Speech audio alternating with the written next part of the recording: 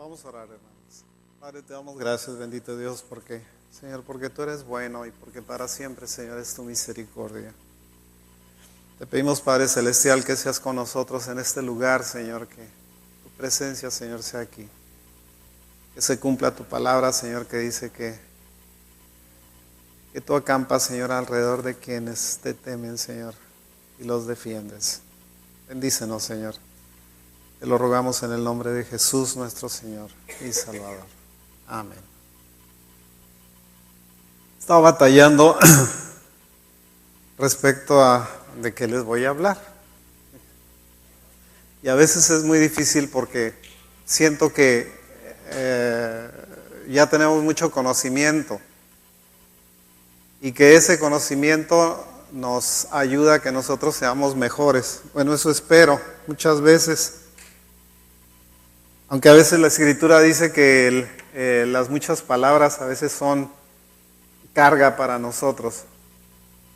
Y que cuando nosotros más sabemos, más estamos obligados a cumplir con la ley, porque somos más dignos de condenación en caso de que no lo hagamos.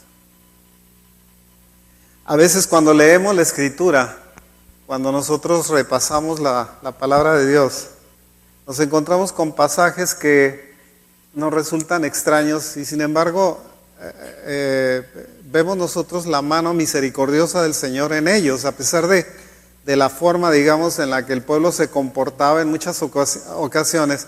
El Señor seguía teniendo misericordia de ellos, seguía teniendo amor hacia ellos y seguía defendiéndolos, protegiéndolos. Algunas veces lo hicieron perder la paciencia, porque es una característica de Dios también la paciencia.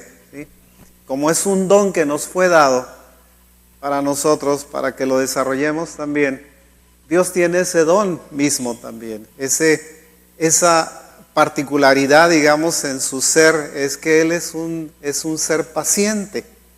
Pero la paciencia también se acaba, la paciencia también se termina. También da lugar a la ira, también da lugar a la impaciencia, también da lugar al castigo, ¿sí? Cuando esa paciencia se acaba. Estaba leyendo el libro de Números, ¿sí? Les voy a decir los capítulos 10, 11, 12, 13, 14, 16, 20 y 21. Así para que no se hagan bolas. Números 10, 11, 12, 13, 14, 16, 20 y 21. En cada uno de ellos, de estos capítulos que les he dado, se muestra a un pueblo, digamos, que se está rebelando contra Dios. Es un pueblo que está protestando, digamos, en contra de Dios, porque les faltaba carne, empezaron a llorar que les faltaba carne, que ya se habían cansado de estar comiendo pan todos los días. El Señor les manda codornices. Primera rebeldía, ¿sí? Luego siguen las quejas respecto a que si Moisés era el único al que le hablaba, que si no podía hacer a uno, al otro, otra queja. Luego viene que se están muriendo de hambre, otra queja. El Señor los castiga enviándoles serpientes. ¿Por qué? Porque se están quejando continuamente en contra de Dios, otra queja, otra queja, otra queja. Continuamente estaban quejándose. Y continuamente el Señor les estaba respondiendo a cada una de estas quejas, dándoles la respuesta, digamos, dentro de su misericordia. Aunque debía haberlos castigado severamente, no lo hacía. Y no lo hacía porque Dios es bueno, ¿sí? Y porque esa bondad, digamos, se manifestaba en la respuesta que le daba a cada una de las quejas que le estaban presentando.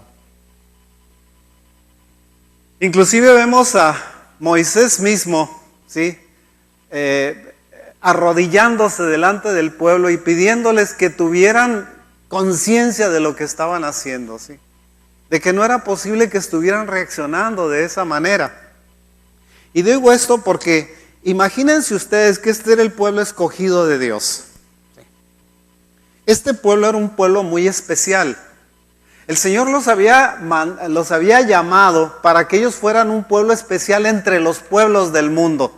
Entre las naciones fueran un pueblo puro y santo, ¿sí? Una pureza y una santidad que tenían que demostrarse a través de su comportamiento, a través de sus reacciones, a través del amor que sentían los unos por los otros, las camaraderías, las amistades que desarrollaban. Ellos estaban obligados a amar a su prójimo como a ellos mismos, ¿sí? Este era un principio de la forma en el que el Señor quería que su pueblo tuviera cohesión, digamos, tuviera unidad, fuera un pueblo único, no fuera un pueblo que se anduviera persiguiendo y haciéndose trampas y matándose y haciendo toda clase de barbaridades entre ellos. Al contrario, las leyes les obligaban a que fueran un pueblo especial. Pero muchas veces no fue así.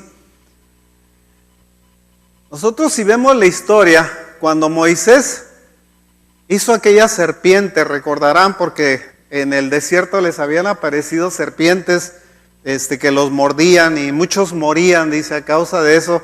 Y Moisés hace una estatua con una serpiente de bronce. Pasados los años, ¿sí?, esta reliquia hecha por Moisés había quedado dentro de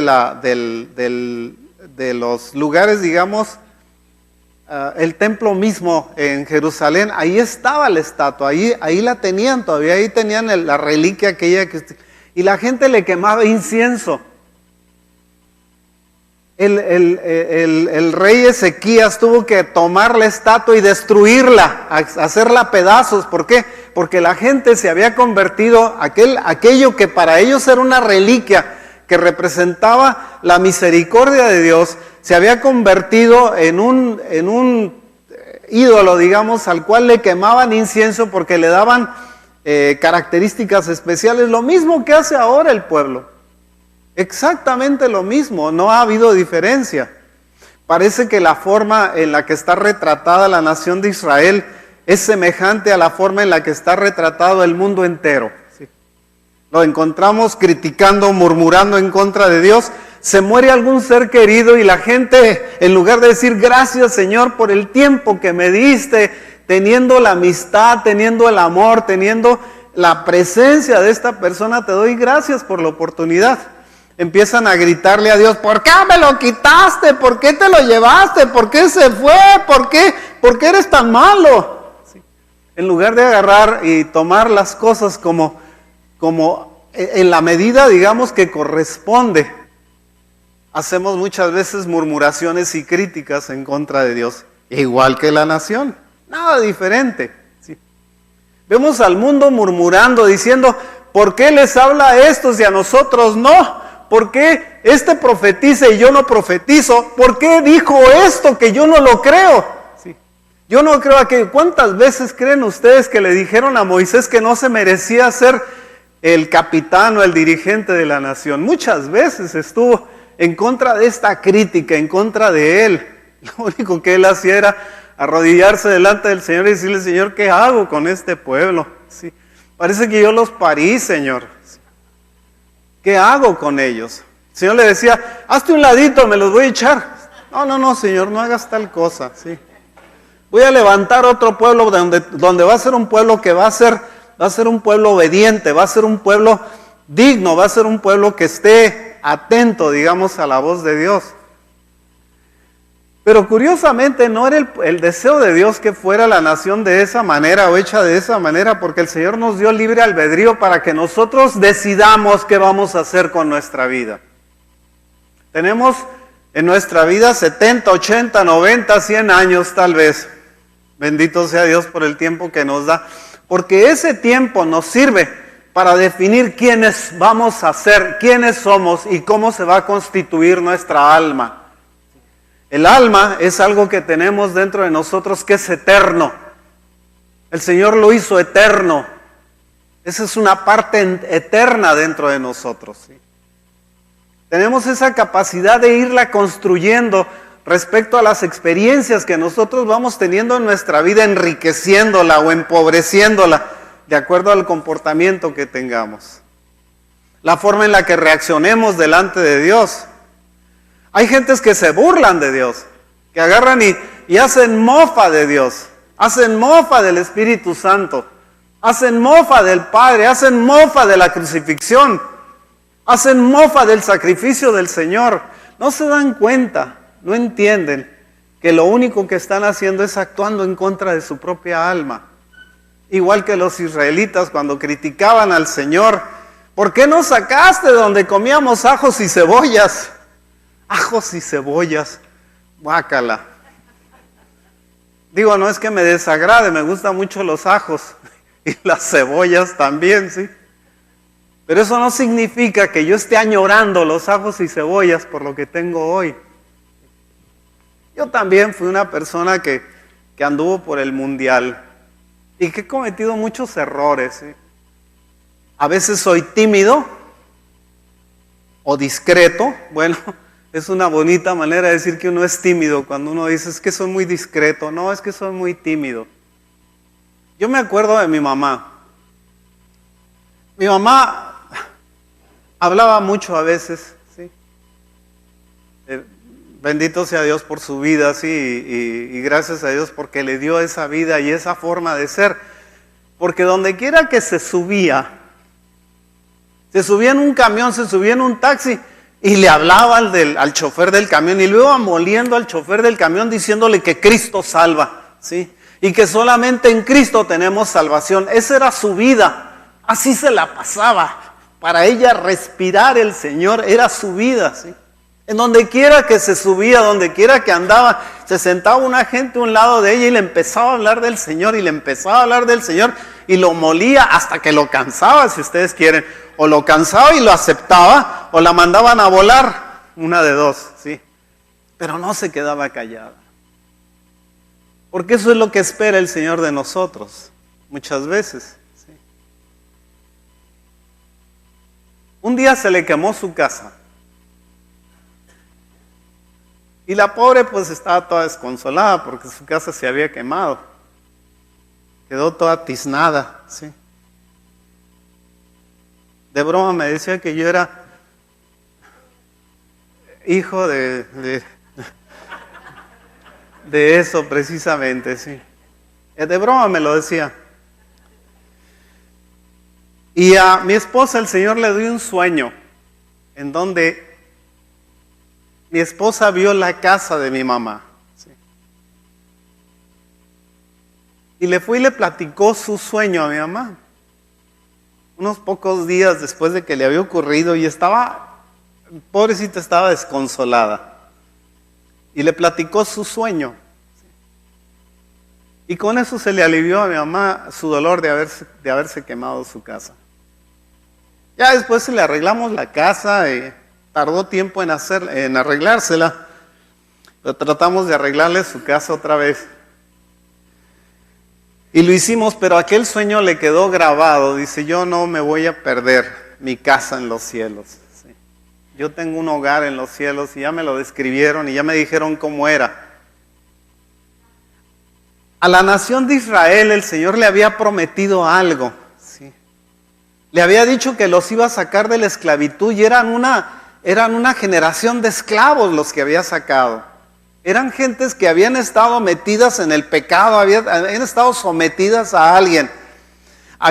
Se les había impuesto cargas que ellos no querían y no podían llevar muchas veces. Los hicieron hacer adobes y les daban poquita paja para que los hicieran y les costaba mucho trabajo armarlos, porque no tenían con qué darle estructura.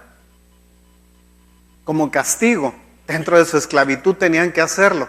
Y seguramente les exigían una cantidad determinada de adobes que tenían que hacer al día, ¿sí? Y si no cumplían con eso, tal vez los azotaban o les daban poca comida, no sé, algo les hacían. De esa esclavitud el Señor los rescató, igual que nos rescató a todos, a cada uno de nosotros, de una esclavitud que teníamos y que muchas veces no somos conscientes de ella. Mucha gente, inclusive cuando se le escribe diciéndole o cuando hay alguna anotación en el internet en donde se habla de la promesa del Señor de venir por su pueblo, se burlan. Israel burlándose de las cosas del Señor, porque los que lo leen son cristianos, dicen que son cristianos.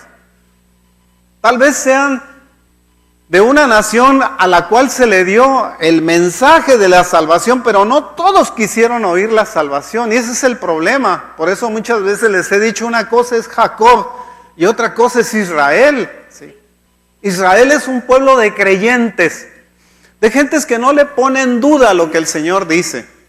Si el Señor nos dice que tenemos que pararnos de cabeza, tenemos que hacerlo no preguntándole por qué, sino porque lo dice nada más. Por eso es por lo que le debemos de hacer. No tanto por el hecho de que tengamos que recibir una explicación. Muchas veces la gente se le dice de las promesas del Señor y no las creen. Dicen, no puede ser esto. Alguien nos llegó a decir que hasta dentro de 40 años iba a venir el Señor. Espérate, si tú tienes alguna información distinta, pues dánosla. Sí, no te quedes con ella. Te dijeron que dentro de 40 años iba a venir el Señor. ¿Quién te lo dijo? ¿De dónde lo escuchaste? ¿En qué momento lo oíste? ¿Con qué revelación te llegó? ¿Por qué no acepta la revelación de que el Señor puede venir en un momento dado, en un abrir y cerrar de ojos? No lo queremos entender a veces. Nos rehusamos, ¿por qué? Porque estamos como la nación de Israel diciéndole, está llena de gigantes y no podemos entrar en ella y es muy difícil conquistar esa tierra que nos has prometido, Señor. ¿Por qué? Porque a fin de cuentas, quienes no creen en estas cosas, lo único que están haciendo es dudar de Dios. A fin de cuentas. Una de las características que debe tener un creyente es nunca poner en duda la palabra de Dios. Eso es fundamental. No es tan importante que usted tenga conocimiento absoluto de lo que es la palabra de Dios. Es sencillamente que si la Escritura lo dice, usted está obligado a creerlo. No es una opción. La Escritura no fue puesta para que usted por opción diga, esto sí lo creo y esto no lo creo. Aquí dudo de Dios y aquí no dudo de Dios. ¿En qué momento le hicieron usted juez de la palabra del Señor? ¿En qué momento nosotros nos hemos constituido como los jueces que le pueden decir a Dios cómo debieron haber sido las cosas en lugar de cómo fueron? ¿En qué momento? ¿Cuándo se nos autorizó a que nosotros cuestionáramos las decisiones de Dios? En ningún momento. Lo hacemos porque somos como los israelitas. Lo hacemos porque murmuramos, lo hacemos porque nos oponemos a lo que Dios nos promete. Lo hacemos porque sencillamente no le creemos. Lo hacemos porque estamos nosotros pendientes de lo que está pasando en el mundo y no creemos que Dios se vaya a tomar la molestia de venir a este mundo, a corregir las cosas. Yo les he platicado que tengo un amigo que es agnóstico. Los agnósticos son el grupo de creyentes más tontos del mundo. He llegado a esa conclusión, ¿sabe por qué? Porque un agnóstico es una persona que duda de Dios. Me explico cuando le digo que es una persona que duda de Dios, sin embargo creen en Dios. Se llaman agnósticos teístas. Dice qué paradójico, ¿sí? Yo dudo de Dios, pero sí creo que Dios existe, pero dudo de Él. Cuando nosotros la Escritura nos advierte que cuidado con que dudemos, porque el que duda es pecado, dice, es un pecado dudar de las cosas de Dios. Digo que son tontos, ¿por qué? Porque en lugar de decir, bueno, me voy a quitar este aspecto de duda. En cierta ocasión me criticaba un amigo porque me decía que él lo había leído de alguno de los filósofos. Y le digo yo, ¿y cuál es la diferencia conmigo? Un filósofo, la diferencia que tiene conmigo es que él escribió. Yo no he escrito nada, no me interesa escribir nada, porque no hay nada nuevo que decir en esta tierra. ¿Para qué voy a escribir tarugadas? ¿Para qué? ¿Se da cuenta de que no hay nada nuevo por escribir en esta tierra? Que los filósofos lo único que hacen es confundir a la gente. Los confunden. En lugar de dejarlos creer como Dios les ha, digamos, inspirado a creer, tienen que hacerlo a través de los escritos de un filósofo que está apartado de Dios y que se ha propuesto negar la existencia de Dios.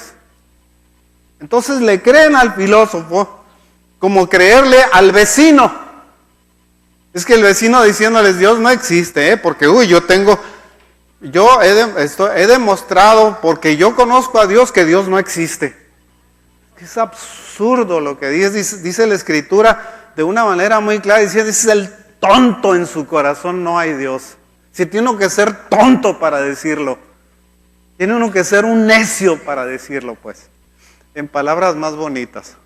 Un necio para decir que Dios no existe. Un necio para decir que todo lo que en el mundo pasa está apartado completamente de la mano de Dios y que Dios no tiene nada que ver con este asunto. Cuando la Escritura nos dice, no se mueve la hoja de un árbol si no es bajo la voluntad de Dios.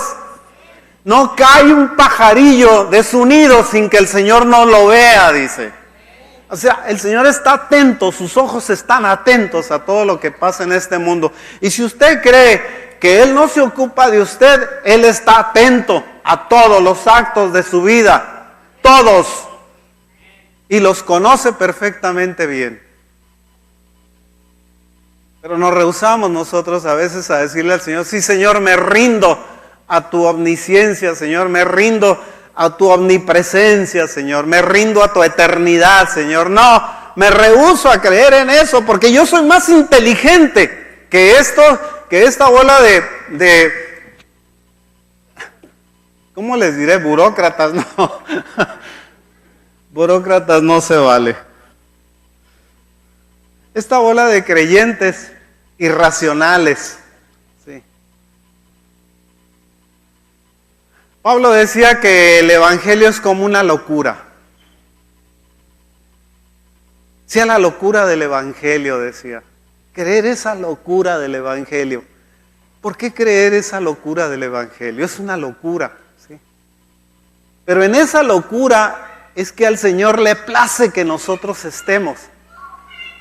Esa locura es lo que emociona a Dios, digamos, de la vida de una persona que se convierte en un loco, que predica un evangelio de la muerte de un ser que él no conoce, pero que lo estableció como Señor de su vida y que creyó en su muerte de una manera absoluta. No ponemos en duda la muerte del Señor Jesús. Cuando la nación llevaba un cordero, llevaba un animal a que fuera sacrificado, fíjense, por los sacerdotes, tenía que llevarlo y entregárselo a los sacerdotes. Tal vez había crecido con ese animalito, se lo entregaba a los sacerdotes y no lo dejaban que se fuera. Se tenía que parar a ver cómo lo mataban, cómo lo despellejaban, cómo lo desollaban, cómo lo quemaban. ¿Cuál era el sacrificio que tenía que hacer el animal para perdonarle sus pecados? Alguien más lo estaba haciendo por ellos. Ellos tenían que reconocer dentro de esa santidad, dentro de esa pureza, que el pecado es una cosa seria, que se paga con la vida. Y tenían que ver todo el sufrimiento que tenía que pasar un animal por causa del pecado que ellos habían cometido. Imagínense al Señor Jesús teniendo que pagar por cada una de las faltas que nosotros cometimos, teniendo que sufrir el castigo en su propio cuerpo por las faltas que nosotros tuvimos, por cada latigazo, cada golpe, cada espina enterrada, cada pedazo de piel que le fue arrancado, porque nosotros valíamos eso y porque eso debíamos haberlo pagado nosotros, pero no lo hicimos. Ese sacrificio valió todo. Ese sacrificio nos valió la vida eterna a los que creemos. Ese sacrificio nos dio salvación. Ese sacrificio nos santificó. O nos dio la oportunidad de ser santos. Algo que estaba muy separado del hombre. Cuando el Señor Jesús murió, el velo del templo se rasgó de arriba abajo y le dio oportunidad a la gente que pudiera ver hacia el lugar santísimo, hacia ese lugar que estaba reservado nada más una vez al año y que solamente el sumo sacerdote podía entrar. Nos constituyó en ese momento como sacerdotes del reino de Dios. Pero un sacerdote tiene características. Tiene características y a veces nosotros no reconocemos las características del sacerdote. Nos brincamos las características porque no queremos tener la responsabilidad de estar viviendo bajo las características que un sacerdote tiene. Si usted lee el capítulo 21 del libro de Levítico, ¿sí?, se va a dar cuenta de las características que el sacerdote tenía que tener. No podía ser perniquebrado. Un sacerdote no podía tener una pierna quebrada, no podía ser cojo, no podía ser manco, no podía ser ciego, no tenía capacidad, no tenía problemas, no podía tener testículo magullado, no podía ser una persona que no procreara, no podía ser una persona que se juntara, digamos, de una manera indigna con quien no se lo merecía. Tenía que tener todas esas características. Y a veces decimos, bueno, ¿cuál era la crueldad, entre comillas, de Dios para no permitir que una gente que nació ciego o una gente que se quedó tuerto porque le hicieron una herida o una persona que perdió un brazo porque se lo tuvieron que cortar a causa de una gangrena, ¿sí?, no le haya permitido el Señor entrar en ese lugar, no le haya permitido ser parte de ese sacerdocio? Pero la razón de eso no era tanto el problema físico, la razón de eso era lo que representaba espiritualmente para las personas. Una gente con esas limitaciones no podía presentar el pan del Señor a la nación. No podía darlo, no podía él entregarlo, ese pan, porque tenía una limitación física, y esa limitación física representaba un problema espiritual que se manifestaba a través de esa limitación física. Otros podemos estar mancos y cojos, y podemos estar cortados, y podemos estar ciegos, y de todas maneras nos da el Señor la oportunidad, la capacidad de poder ofrecer el pan de Dios. Porque esa limitación se terminó. Esa limitación la pagó el Señor en la cruz. En el tiempo antiguo esa limitación le impedía a alguien de la descendencia de Aarón que ministrara las cosas de Dios porque tenía esas limitaciones. El apóstol Pedro dice que nosotros somos un pueblo de reyes y sacerdotes. Nos queremos muchas veces quedar con el título de reinado. ¿Reyes de quiénes? ¿Reyes de quién? En primer lugar, usted es un rey de sí mismo, ¿sí? Usted es su propio rey. Usted es el que manda en usted mismo. Yo a veces le digo a la gente, lo único que tenemos nosotros de característica, y siempre lo he repetido, y siempre lo he creído, y siempre lo he puesto como una cosa muy importante, que lo único que yo tengo que me pertenece a mí es mi voluntad. Es lo único que me pertenece. Todo lo demás es prestado. Todo lo demás es temporal. Pero tengo algo que es mío y que el Señor me permite que yo conserve como algo que solamente a mí me pertenece, en donde ni siquiera Dios se mete, y esa es mi voluntad. Esa voluntad es la que me hace, el momento dado que yo decida lo que voy a hacer respecto a las cosas de Dios. Esa es la voluntad que me impide o que me acerca a Dios, que me impide acercarme a Él, que me limita, que agarra y me pone peros, es esa voluntad. O que agarra y me dice, tu voluntad está doblegada a la voluntad de Dios. Ya no existes más tú, ya no vives más tú. Estás ahora sujeto a la voluntad de Dios. Tienes que estar sujeto a esa voluntad de Dios porque has entendido esa voluntad de Dios. Cuando nosotros hablamos del rapto, mucha gente no lo cree. ¿Sabe que en mi tiempo digo, hace algunos años, ¿sí?, Se hablaba respecto de una clasificación del rapto mismo, ¿sí? Y nosotros hablábamos del rapto como algo que ocurría antes de la tribulación, a la mitad de la tribulación o al final de la tribulación.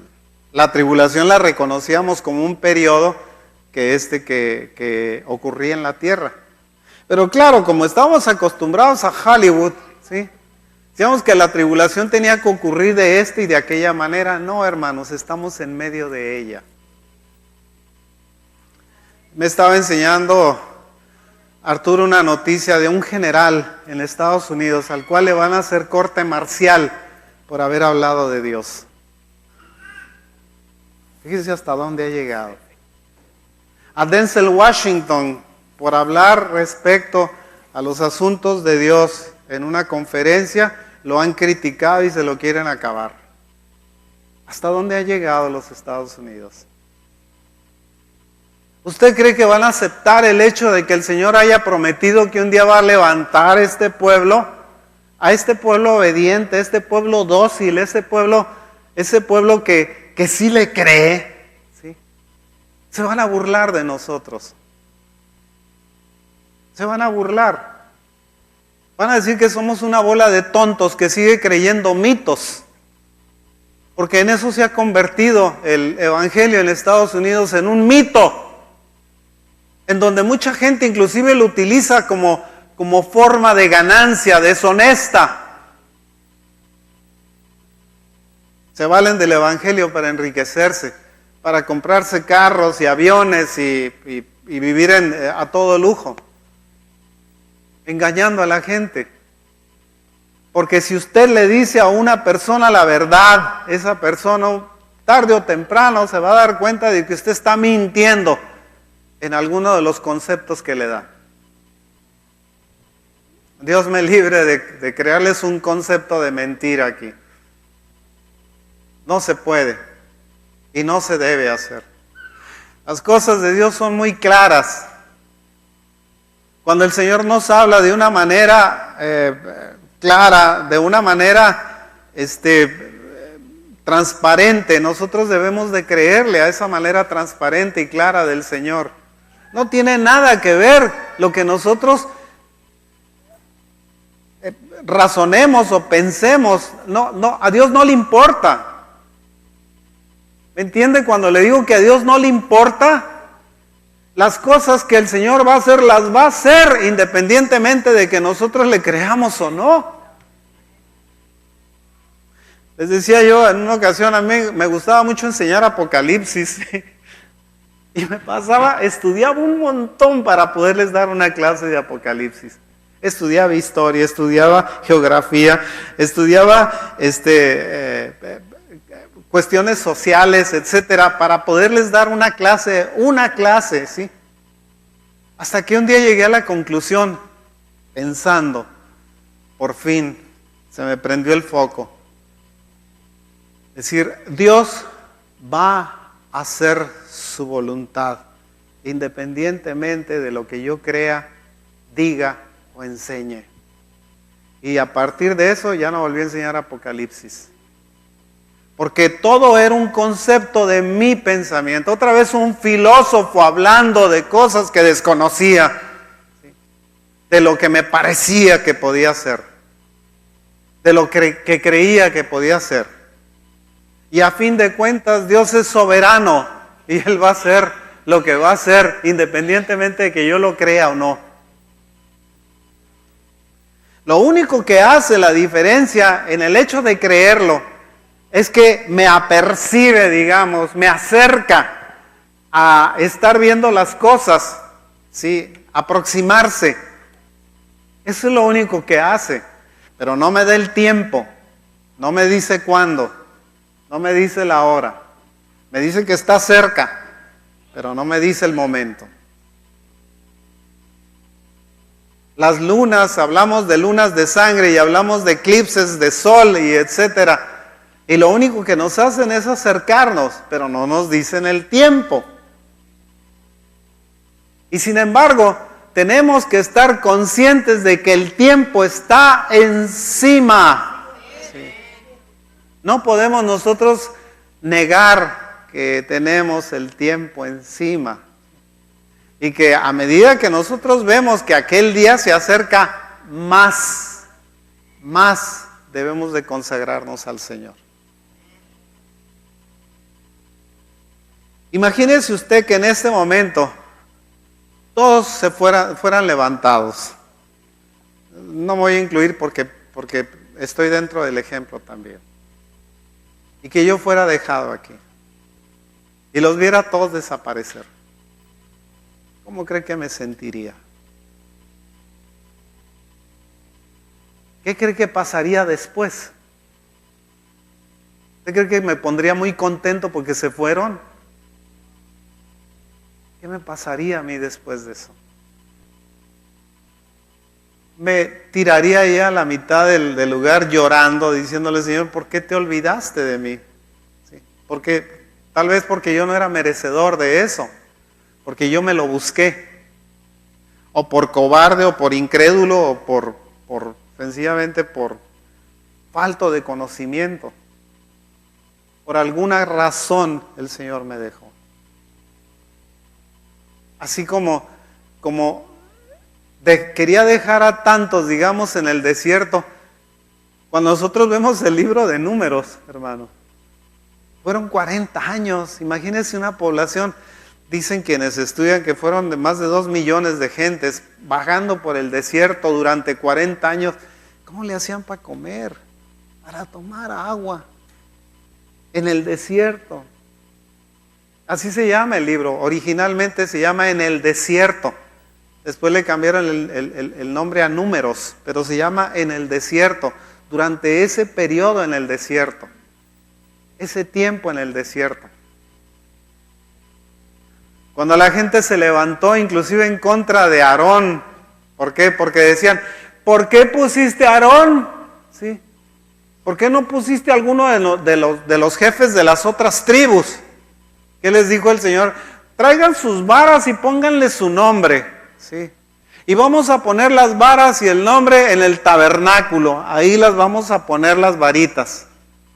Y al día siguiente sale con la vara de Aarón floreando, dando frutos, dando almendros, hojas y todo, una vara que estaba seca. ¿Sí? El Señor la reverdeció. Dijo, este es el escogido del Señor. Y ahí estaba su nombre, Aarón.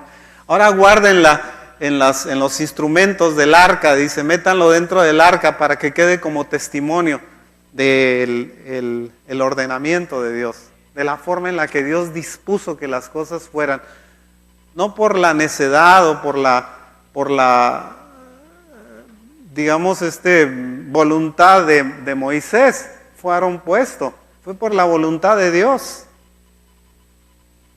Las cosas ocurren por la voluntad de Dios. Si nosotros nos vamos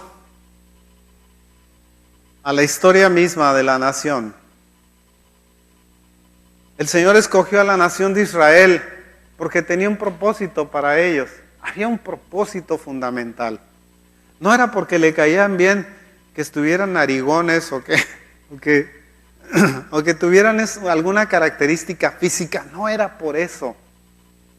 Podían haber sido los aztecas, o los chichimecas, o los otomís, o podía haber sido cualquier pueblo del mundo, pero el Señor escogió a esta nación con un propósito, para que de ahí naciera Jesús.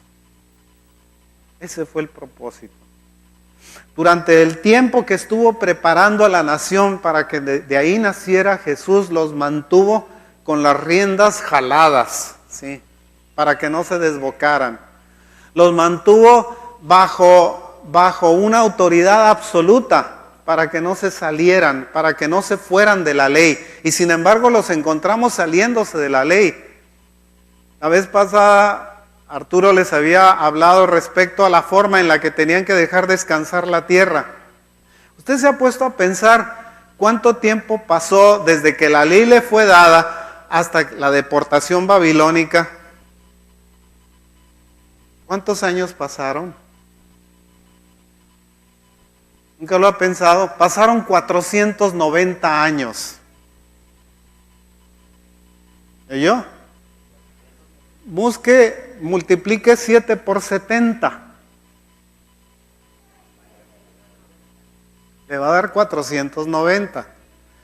¿Cuánto tiempo estuvieron en la deportación babilónica? 70 años. Quiere decir que el Señor les cobró el descanso de la tierra de los 490 años que no lo dieron al Señor. Los tuvo que sacar para dejar la tierra descansar, porque las cosas del Señor se cumplen. El Señor no redime su tiempo. No podemos nosotros comprar el tiempo del Señor. A veces pensamos, ay, no voy a ir a la iglesia ahora, pero les voy a dar una ofrenda la semana que entra. Hey, ¿desde cuándo usted puede comprar el tiempo al Señor? El tiempo del Señor no es redimible. Si Él demanda que usted le dé tiempo a Él, se lo va a cobrar ese tiempo. Si les dijo a los israelitas que tenían que dejar la tierra descansar 1 año de cada 7 años, tenían que cumplirlo. No lo cumplieron, se los cobró. Después de 490 años los echó para afuera, 70 años. Me deben 70 años de descanso de la tierra. Van para afuera, sí. Y durante esos 70 años la tierra descansó. ¿Cómo la ven? ¿Usted cree que a Dios se le pasan las cosas? ¿Usted cree que si no cumplimos nosotros con los ordenamientos divinos, el Señor sencillamente se va a olvidar de ellos? Va a decir, bueno, ya te la paso. Una de las características que tiene el perdón, la salvación misma, es que cuando nosotros nos entregamos al Señor, el Señor nos perdonó nuestras faltas pasadas.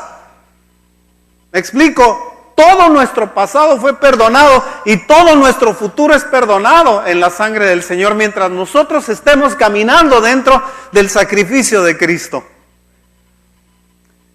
Pero nos puede salir lo mexicano a la mitad y empezar a decir, yo no le creo estas cosas porque yo soy muy inteligente y estas cosas son para gentes que no tienen educación, que no han recibido instrucción suficiente. Yo soy más inteligente que eso. Muchas gentes lo piensan así. Les podría decir que cierren los ojos y que levante la mano quienes lo hayan hecho, pero no los voy a someter a eso. No los voy a someter a eso. Cada uno de nosotros sabe cómo ha pensado. Cada uno de nosotros sabe cuánto le ha creído a Dios. Cada uno de nosotros sabe cuántas veces ha puesto en duda al Señor. Cada uno de nosotros lo sabe. Incluyendo el hecho de que nosotros estemos pasando por una situación difícil y tengamos nosotros que arrodillarnos delante del Señor y decirle, Señor, ayúdame a salir de esta. Nunca lo ha tenido que hacer. Y lo curioso es que el Señor nos ayuda a salir. Lo fantástico, lo milagroso es que el Señor nos ayuda a salir de cualquier situación en la que nos encontremos. Por muy difícil que sea, por desastrosa que haya sido nuestra vida, el Señor nos ayuda a salir de ella. ¿Sabe por qué? Porque Dios sigue siendo bueno y misericordioso. Dice, es tardo para la ira, es grande en misericordia. Esa tardanza de su ira es la que nos tiene aquí, precisamente. El que sea tardo para la ira significa que nosotros tenemos la oportunidad día a día de decir, Señor, quiero retomar mi vida contigo. Me interesa volver a ser, Señor, un creyente que te cree, independientemente de cómo estén las cosas en el mundo, o cuántos filósofos aparezcan, o cuántos castigos estemos viendo nosotros, o cuántas aprobaciones de irregularidades, de pecados, digamos, estén aprobando en el mundo. Señor, yo te sigo creyendo a ti. Sabe que las cosas en el mundo, el Señor no dijo que se iban a poner mejor, en ninguna circunstancia, bajo ninguna circunstancia. Al contrario, dentro de las advertencias fue precisamente que se iban a poner peor, que la situación se iba a poner peor para nosotros. Seréis perseguidos, dice. Tenemos al general un general diciéndole a su tropa o a su ejército, hay que confiar en Dios. corte marcial contra el amigo, porque dijo Dios, porque mencionó el nombre de Dios. Imagínense hasta dónde han caído. Hasta dónde ha caído la gente.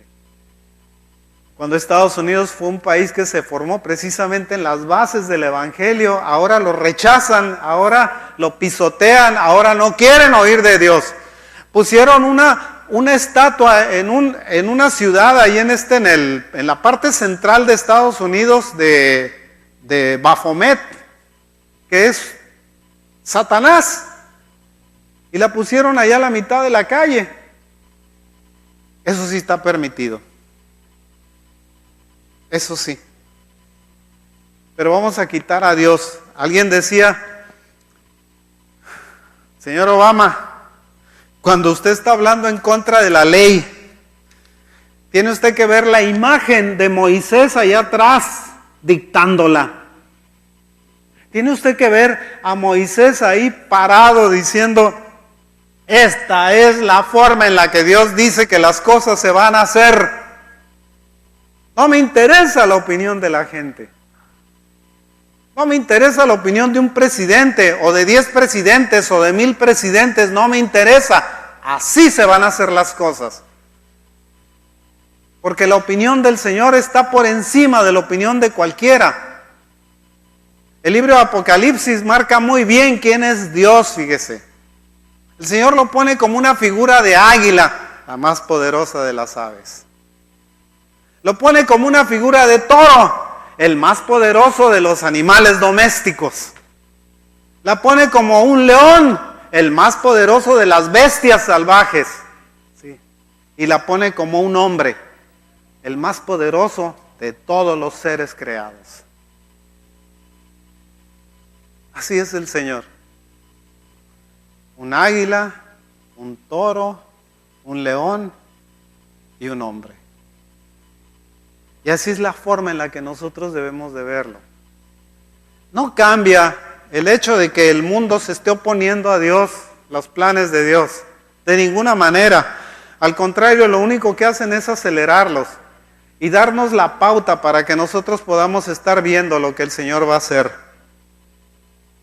El Señor escogió, les decía, al pueblo a la descendencia de Jacob, para que fuera la descendencia de Jesús. Esa fue la razón, o fuera la ascendencia de Jesús. Esa fue la razón. De Jesús para acá nos escogió a nosotros para ser seguidores, ya no solamente de un pueblo, sino de todos los pueblos del mundo, para que nosotros fuésemos seguidores de Jesús. Y para que ese sacrificio no solamente fuera bendición para una nación, sino fuera bendición para todas las naciones de la tierra, en cumplimiento de la promesa que le hizo a Abraham, en ti serán benditas todas las naciones de la tierra. En el nacimiento del Señor Jesús. Deuteronomio 14:2 dice, porque tú eres pueblo santo para el Señor tu Dios, y el Señor ha escogido para que le seas un pueblo para sí mismo, un único entre todos los pueblos que están sobre la faz de la tierra. Hasta que nació Jesús. Aún después el Señor sigue conservando. Sabe que Israel es la única nación que tiene la Escritura como constitución. Nosotros tenemos una constitución que todo el mundo pisotea. 7 millones de pesos le pusieron a los jornaleros aquí en San Quintín. 7,000 pesos sacaron a un individuo de allá de Michoacán, que lo tenían acusado de ¿cómo se llama? De estar unido a delincuencia organizada, porque era hijo del gobernador. 7,000 pesos lo echaron para afuera. 7 millones de pesos a jornaleros que no ganan 200 pesos al día. 7 millones de pesos, ¿de dónde los van a sacar? Para pagar sus... Ya se da cuenta de cómo están los jueces, que no tienen razonamiento, que no tienen criterio, que no tienen sentido común. Jueces basura de gente que es la que están poniendo. Que está sirviendo al ojo en lugar de estar sirviendo a la justicia. Esa fue la razón por la cual las cosas están pasando de mal en peor y la gente lo sabe. Nosotros lo sabemos. Va a llegar aquí un oficial del ejército a decirme que me calle cuando es algo que es público y conocido.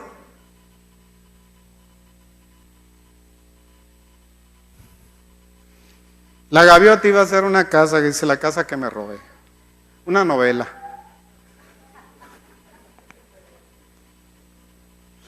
Dice, porque el Señor ha escogido a Jacob para sí y a Israel como posesión suya. Israel somos nosotros, hermanos. ¿Ya se dio cuenta de quién es usted para el Señor? Usted es Israel. Usted es la nación que el Señor escogió. Usted es la nación o es usted parte del pueblo que el Señor tiene reservado para salvación. No todos los que son cristianos son Israel. No todos son Israel. La diferencia entre unos y otros es precisamente la fe que nosotros ponemos. Dice la Escritura en Efesios 2, 13, 19, dice, pero ahora en Cristo Jesús vosotros que en otro tiempo estabais lejos, habéis sido hechos cercanos por la sangre de Cristo. ¿Sí? Ahora, por lo tanto, ya no sois extraños ni advenedizos, sino conciudadanos de los santos y miembros de la familia de Dios. Miembro de la familia de Dios. Hijo de Dios. Para que me reconozcan. Adoptivo. Pero soy un hijo de Dios. Y es un título, hermanos, que nosotros no podemos desechar o menospreciar. Cuando la Escritura nos dice que nosotros somos hijos de Dios porque nosotros hemos escogido el serlo. Otra vez, dentro de nuestra voluntad. Nuestra voluntad lo único que se hizo fue emparejarse a la voluntad de Dios. Decirle al Señor, yo quiero ser tu hijo. Y el Señor dice, eres mi hijo. Ahora eres mi hijo. Eres parte de mi familia. Tienes un hermano mayor que se llama Jesús. ¿Sí? Tú eres conciudadano de los santos. Tu tierra no está en México. Si tú eres extranjero y peregrino en este lugar. ¿Sí? Tú estás de paso aquí nada más. Si el Señor nos puso que nosotros estábamos de paso, bueno, pues es que nos dio un lugar por ahí en los cielos. ¿En dónde? Ahí sí no lo sé. Tal vez en la Nueva Jerusalén, si tenemos nosotros la bendición de ser parte de ese lugar. Tal vez en otro planeta, no lo sé. ¿Sí? El universo es tan vasto, tan grande, tan inmenso, ¿sí? Para algo lo hizo el Señor. Tal vez para dárnoslo a nosotros como herencia. Bienaventurada la nación cuyo Dios es el Señor, el pueblo que ha escogido como su heredad. ¿Sí? Bienaventurada la nación, dice. México como nación no ha tenido a Dios, ha tenido una mona, a la cual ha entregado su vida. Muchos de los países latinoamericanos tienen ese problema precisamente de que no han tenido a Dios como su Señor. Han tenido imágenes, han tenido monas, han tenido vírgenes, han tenido santos, han tenido de todo, menos al único que se merece precisamente el título de ser Señor de la nación. Mientras Estados Unidos lo tuvo, estuvieron bien, pero lo desechan y van a empezar las calamidades contra ellos. Así como están ocurriendo en muchos países latinoamericanos, así van a empezar a ocurrir en Estados Unidos también. Por esta causa, dice, doblo mis rodillas ante el Padre de nuestro Señor Jesucristo, de quien toma nombre toda familia en los cielos y en la tierra, ¿sí? Toda familia toma nombre de Él, ¿sí? En buenos términos, yo podría ser Arturo Ben Yeshua. ¿Sí?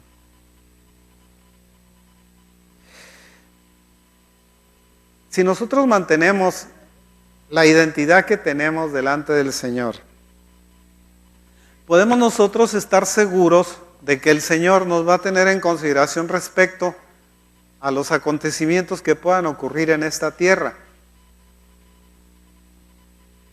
Imagínese usted la vida de Lot, ¿sí? ¿Dónde vivía? ¿Usted cree que las condiciones en las que estaba viviendo Lot eran mejores o peores de las condiciones en las que estamos viviendo ahora? Vivía en medio de degenerados, de bestialismo, de homosexualismo, de lesbianismo, de todas esas aberraciones que tiene la conducta del hombre, y sin embargo se conservaba fiel al Señor, hasta que el Señor envió a sus ángeles, digamos, y le dijeron: afuera, tú no te mereces el castigo que va a venir sobre este lugar. Tú estás a salvo de ese castigo porque te has conservado creyente. Afuera lo sacó. Lo podía haber dejado ahí, diciéndole: esto les pasa a los que se juntan con este tipo de personas, ¿sí? Ni modo, Lot, te quedaste tú y tu familia. Pero no hizo eso el Señor lo sacó primero.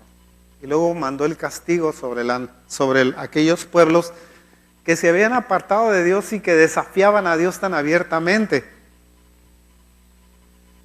Cuando Jerusalén fue destruido, la Escritura dice que el Señor envió a un escribano con un grupo de ángeles de destrucción, digamos, sobre la nación. Y el escribano lo que hacía era poner un sello en cada uno de los creyentes. Dice: aquellos que han clamado, aquellos que se han arrodillado y han pedido clemencia, les vas a poner ese sello. Y a los demás los vas a destruir, sean hombres, mujeres, niños, jóvenes, vírgenes, lo que sea, los vas a destruir.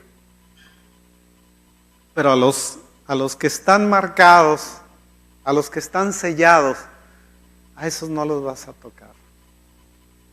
Y eso fue lo que hizo el Señor. Cuando el Señor mandó el diluvio, ¿ustedes saben cómo dicen que ocurrió el diluvio? ¿Alguna vez se ha pensado dónde sacó el Señor tanta agua? Esa es una. Pero ¿qué fue lo que pasó? ¿Cómo abrió las fuentes y les empezaron a caer? No. Les cayó el agua del cielo.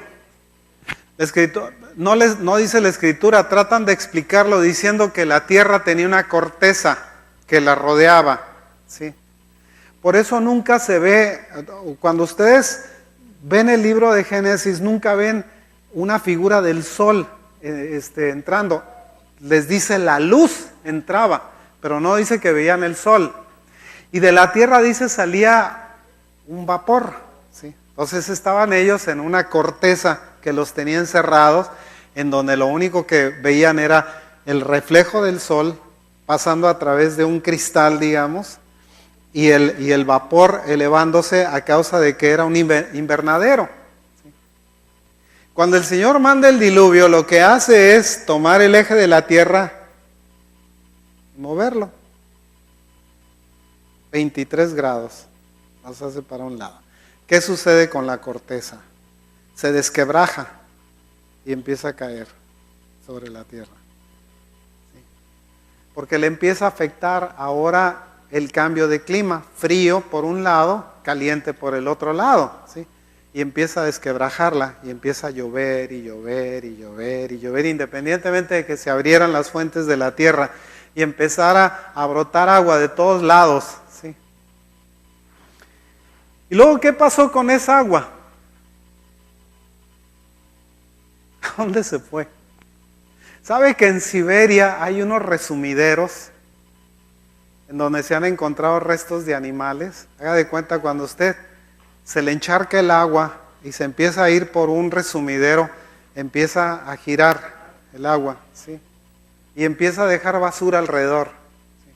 Y a medida que se va bajando el nivel, va dejando basura alrededor, hasta que se sume todo así, y quedó toda la basura alrededor así, pegada en la orilla en donde estaba girando el agua, y estaba aventando su basura hacia los lados. Hay resumideros en Siberia, pues si no lo sabe, hay resumideros, ¿sí? Se fue el agua al interior de la tierra, por ahí debe de estar, que no se haber perdido toda, ¿sí?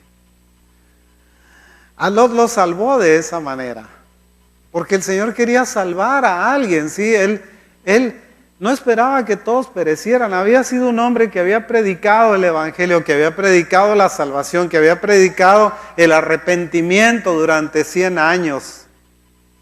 100 años les estuvo insistiendo en la construcción del arca, diciéndoles que iba a venir un juicio sobre ellos, que las cosas iban a ponerse mal, y nadie le creyó. ¿Por qué? Porque la costumbre del hombre es no creerle a Dios y no creer las cosas que el Señor nos advierte. Somos muy tercos a veces en eso. Pensamos que sabemos más que Él y nos rehusamos y criticamos a aquel que nos está advirtiendo, que nos está diciendo, hey, ten cuidado porque se va a venir un problema contra ti y ese problema no lo vas a poder dominar, no va a haber forma que te escapes de ello. Puedes hacer todas las críticas que quieras, pero eso no significa que Dios vaya a cambiar su opinión. No puede ser, no la va a cambiar. Al igual que a Noé y a su familia, el Señor prometió que nos iba a librar. No nos va a dejar aquí. Hemos vivido toda la vida, o parte de nuestra vida, siendo creyentes. ¿Usted cree que Dios sea injusto para someternos a un castigo, igual que los demás? Pues entonces, si las cosas van a ser de esa manera, decía Pablo, dice, alegrémonos, cantemos, y dice, porque todos mañana moriremos, ¿sí? Se nos vamos a morir. Pero no es esa la promesa que el Señor hace. Hay quienes han persistido a creer que esa es la promesa que el Señor le está haciendo a toda la tierra, todos se van a morir, ¿eh? Hay 40 volcanes ahorita en erupción en el mundo, hermano. El Himalaya, donde están los montes himalayos, está temblando. Nepal le acaba de ocurrir otro temblor terrible. Les está muriendo gente. Pero ¿sabe lo que hicieron? Es increíble. Mataron 400 o 4,000 o 40,000, no sé, animales para su Dios. ¿Por qué cree que le vino el temblor? El temblorcito. Porque al Señor no lo podemos nosotros engañar. Injuria que le hacemos a Dios, desprecio que le hacemos a Dios, se lo vamos a pagar. Tarde o temprano lo pagamos. Y esto inclusive en nuestra vida personal tiene que haber.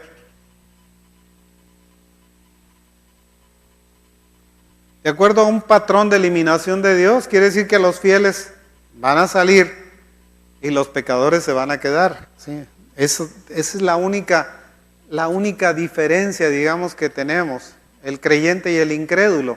¿Sí? El incrédulo sigue estando en la misma. Una vez le dije a una persona, mira, le digo, yo te presento el Evangelio. El Evangelio es un plan de salvación. Es la forma en la que Dios dispuso que nosotros recibiéramos salvación. ¿No me lo crees? No hay problema, no lo creas. Si tú tienes razón, tú y yo vamos a ir al mismo lugar.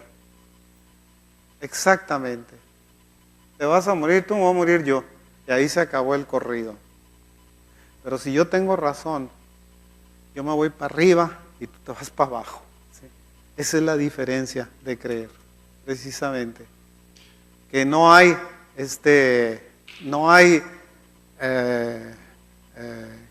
condicionante, digamos, en en tu historia futura, digamos, o en el futuro que te espera, que te haga igual a un incrédulo. ¿Sí? Si usted le pregunta a una gente incrédula, y hágale la pregunta, un día de pura curiosidad, hágale una pregunta un día a una gente que no crea, si te mueres hoy, ¿a dónde te vas? Hágale la pregunta, verá lo que le va a responder. Saben bien, saben a dónde van. Hágale la pregunta y verá lo que le van a decir. Y se va a sorprender de la conciencia que tienen de la falta que hay en ellos. ¿Sí? Y sin embargo, no quieren creer. Todos le van a contestar, pues al infierno. Porque ahí van a estar los mariachis y ahí va a estar la fiesta y la cantina y esto. Sí. Pregúntele a un creyente, si se muere hoy, ¿a dónde se va?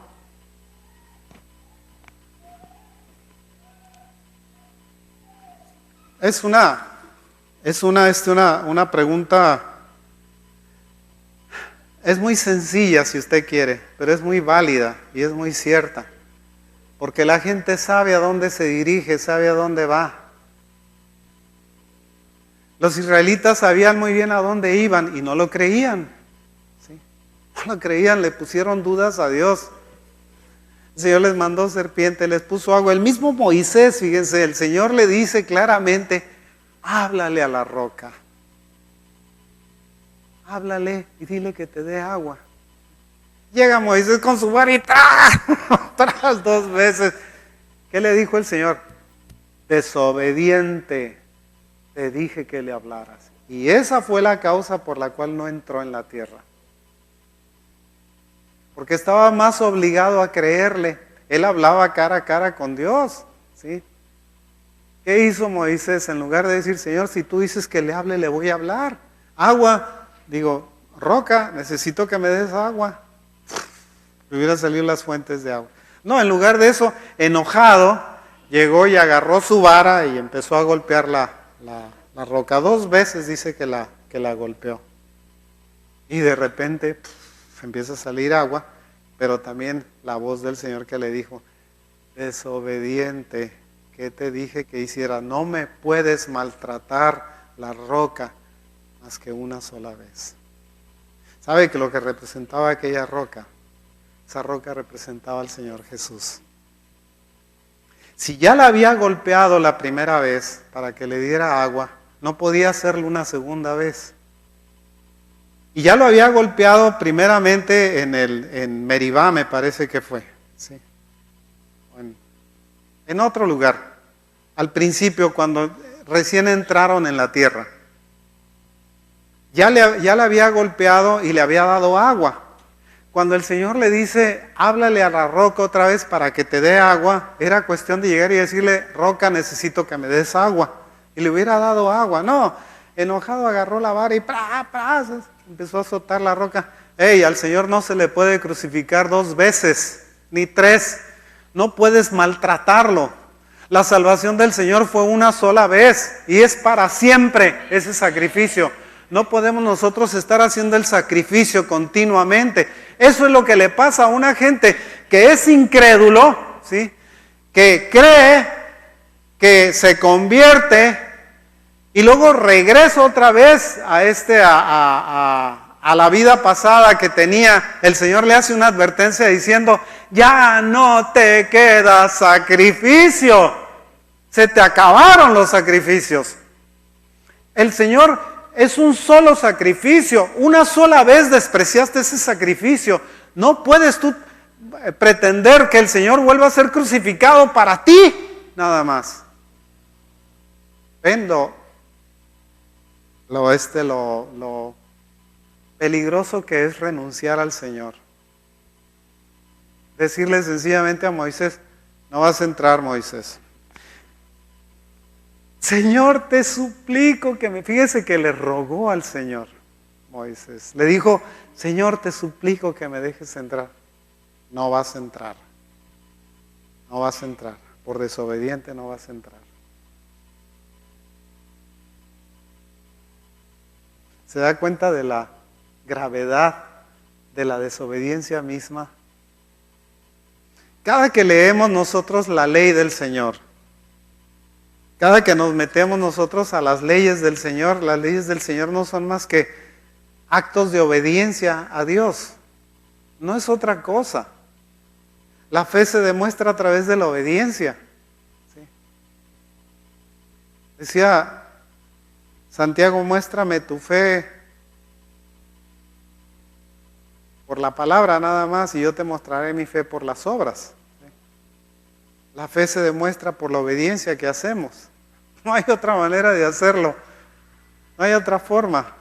No hay otra forma de crecer en santidad, les decía, más que siendo, comportándonos, actuando, pensando, razonando como santos. Viviendo bajo las leyes de santidad que el Señor nos marca, no bajo nuestras propias leyes. Hay muchas cosas que... lo curioso es que nos podemos pasar horas y horas y horas hablando del Señor, ¿sí? A veces eso me ocurre a mí. Tal vez porque hablo demasiado. Pero a veces eso me ocurre a mí. Yo puedo hablar horas y horas y horas y horas del Señor, ¿sí? Y siempre me... otro tema, y otro tema, y otro tema. ¿Por qué? Porque cuando nosotros nos enriquecemos en la palabra del Señor, los temas nos sobran, ¿sí?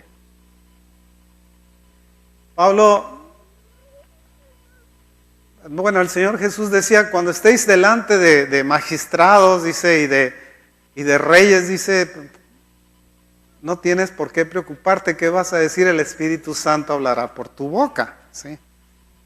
¿No es cierto que a veces el Espíritu de Dios nos inspira a estar hablando? Nunca le ha tocado el presentarse delante de una gente y decir, ¿y ahora qué le voy a decir? Y no sabe qué decir.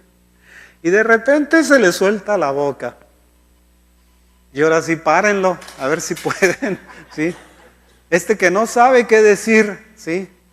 El Espíritu del Señor habla por su boca. Inclusive, Moisés le reclamó al pueblo porque un par de hombres se pusieron a profetizar. Y alguien llegó a decirle, está profetizando fulano y mengano, ¿sí? Y la respuesta de Moisés fue, ojalá, dijo, toda la nación profetizase, ojalá y todos hablaran, ojalá y todos dijeran cosas de Dios, ojalá.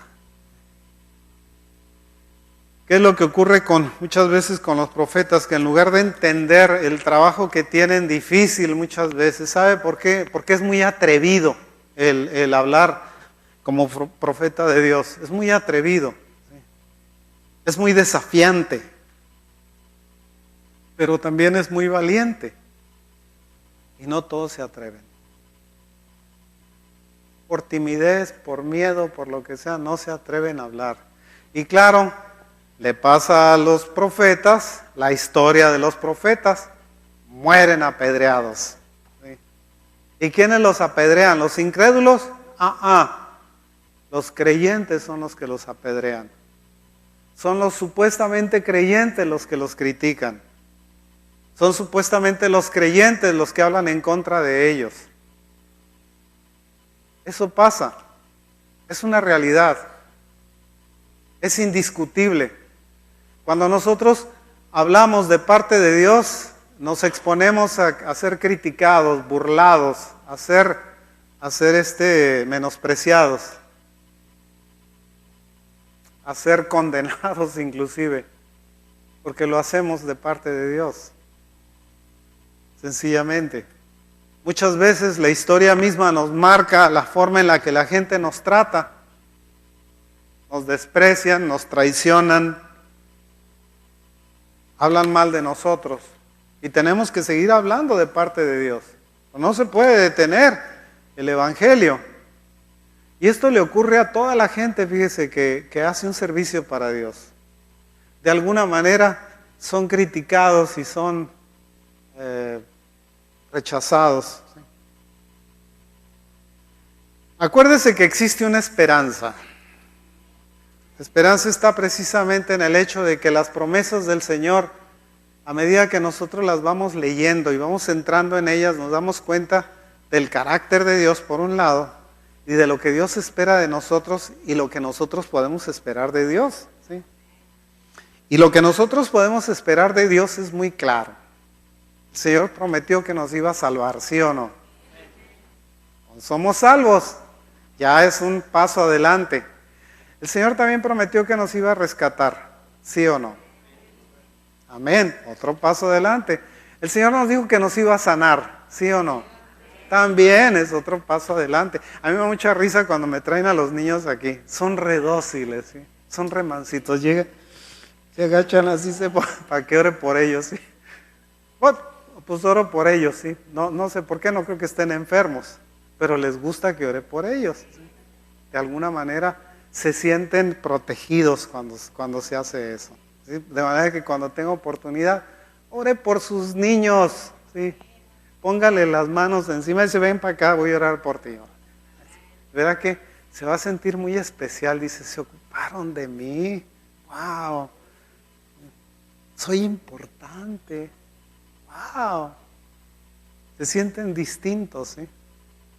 Me da mucho gusto que se presenten los niños así para que oren por ellos. Debemos hacerlo de dos, no solamente yo, porque a veces son muchos, ¿sí? Necesitas agarrar y voy a empezar a invitar, venga para acá, vamos a orar por los niños, venga para acá, vamos a orar por los niños.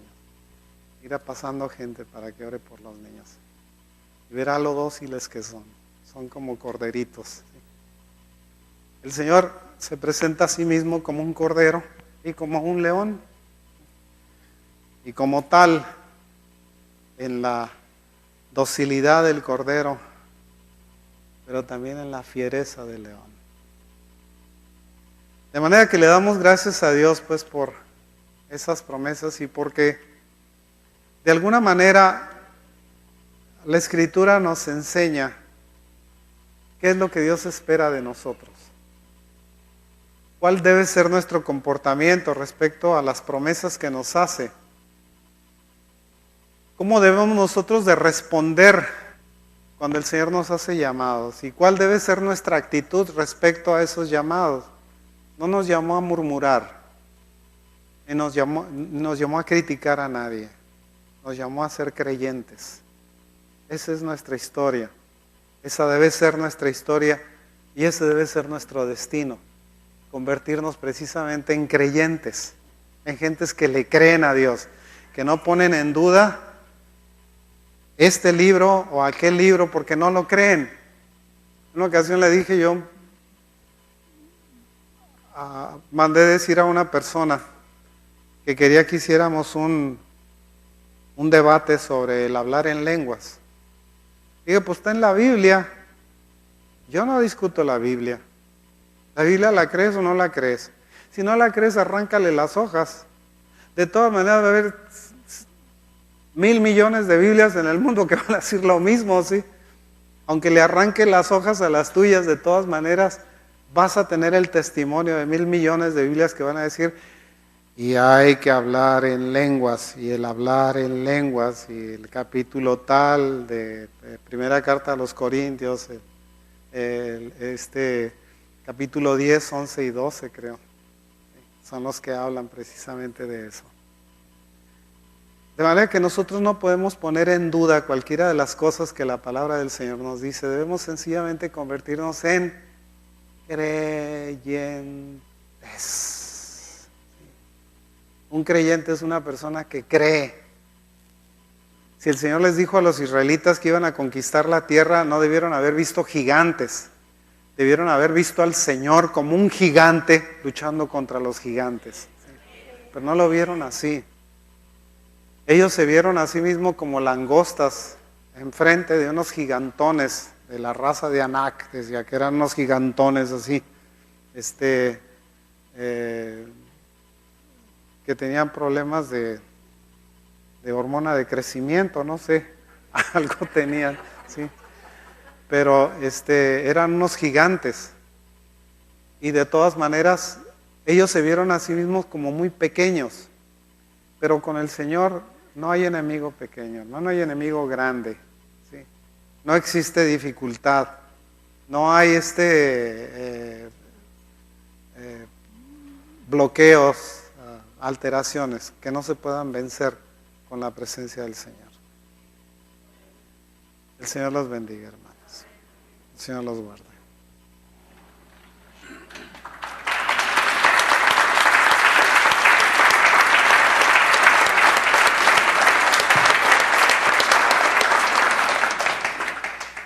¿Quién despide? ¿Yo despido? Pues pónganse de pie. Vamos a ser despedidos. ¿Hay algún anuncio? No, ¿verdad? Ya los dieron todos. Una de las características, les decía, del Señor es precisamente el amarás a tu prójimo como a ti mismo, ¿sí? Y una de las formas en las que nosotros amamos a las personas es precisamente dándoles un abrazo. ¿Sí? Esa es una manera de hacerlo. Cuando nosotros estimamos mucho a alguien, sencillamente nos acercamos y le damos un abrazo, porque creo que se lo necesita, ¿sí? La gente necesita que la abracen para sentirse aceptada y sentirse digna, ¿sí? Entonces, dele un abrazo a la persona que esté enseguida de usted, ¿sí? A la persona que Dios te bendiga. Igualmente. Vamos a orar.